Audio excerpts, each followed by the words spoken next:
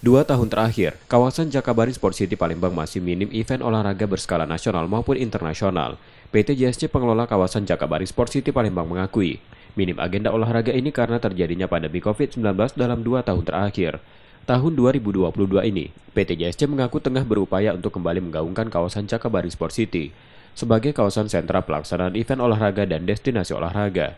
Pertengahan tahun 2022 ini, Jakabaring Sport City akan menjadi tuan rumah penyelenggaraan Festival Olahraga Rekreasi Nasional.